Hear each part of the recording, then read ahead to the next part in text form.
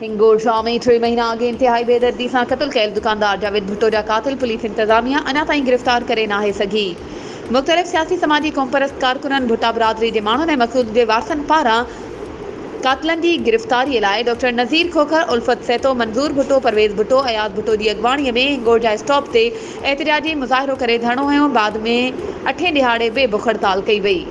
एहतिजाज कंदड़नि मीडिया सां ॻाल्हाईंदे चयो आहे त 3 महीननि ताईं पुलिस कातिलनि खे गिरफ़्तार करण लाइ कख भनी बीणो नाहे कयो।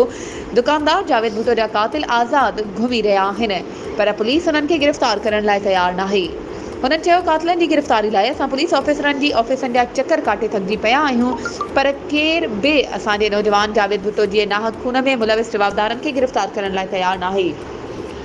हुननि ऐलान कयो आहे त 19 अगस्त ते कातिलनि जी गिरफ़्तारी लाइ गोड्डा शहर में मुकमल तौर ते शटरबंद हड़ताल कई वेंदी ऐं मच्छर चौक खां थाणे ताईं एहतिजाजी पैदल मार्च करे धरणो हयो वेंदो ऐं बुख हड़ताल जारी रखी वेंदी, जेका कातिलनि जी गिरफ़्तारीअ ताईं जारी रहंदी। वधीक ख़बरूं ऐं अपडेट्स जे लाइ असांजे चैनल खे सब्सक्राइब कयो ऐं हा, बेल आइकन खे प्रेस करणु न विसारिजो त जीअं असांजी हर नई अचण वारी वीडियो तव्हां ताईं पहुची